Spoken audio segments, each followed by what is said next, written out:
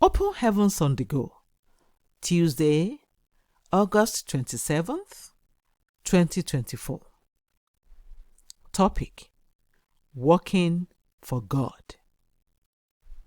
Memory verse: John 6:28. Then said they unto him, What shall we do that we might work the works of God? Bible reading: Hebrews 6:9-14.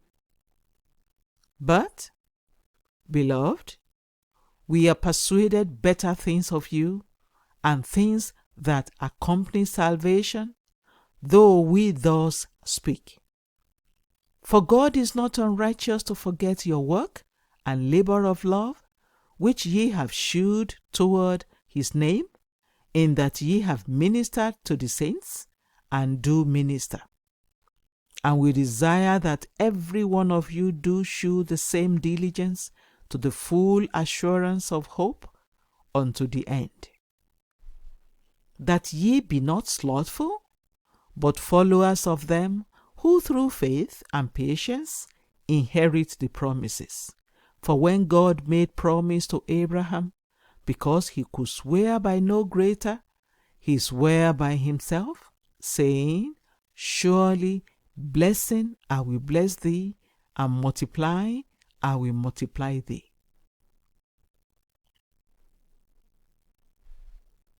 The Message. When I got born again in the Redeemed Christian Church of God, those that served in the church were not called workers. They were called children of God. There was a reason behind that. When a child gets to his father's house and sees that things are not placed where they should be, he or she naturally starts putting things right. However, when a visitor comes into that same house, he or she will simply find a place to sit and remain there.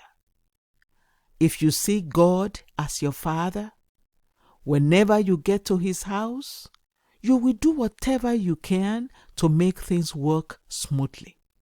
You wouldn't go to your father's house and not care about the outlook and advancement of the place. There are many benefits of being a worker in God's house.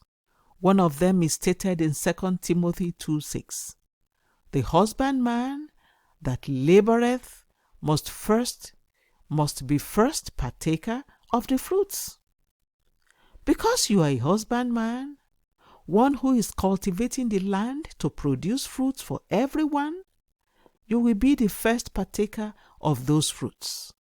In other words, when you work to make services run smoothly, you will be the first partaker of the blessings and miracles that happen in those services. No one works for God without getting a reward. Hebrews 6:10 says it clearly. For God is not unrighteous to forget your work and labor of love, which ye have shewed toward his name, in that ye have ministered to the saints, and do minister. God will not forget. God will never forget whatever labor you do out of love for him. God decreed in Leviticus 19:13 that no laborer must be denied his or her wages. Do you think he will not reward you for working directly with him? Your wages, when you work for him, include protection, provision, a sound mind, deliverance, speedy answers to prayers, and a whole lot more. While it is fine for a church to employ or pay professionals for some services, I always tell church members who are adamant about charging a fee for rendering any service without being employed by the church that they shouldn't expect anything from God again, as they cannot get paid twice for the same service. As a worker in a church, once you insist on getting paid money for any service you render in the church, you have made yourself a hireling in his house and not a child. Reflection. Are you really a child of God or just a visitor in his house? Bible reading in 1 year, Ezekiel 16 to 17. Hymn for today. To the work, we are servants of God.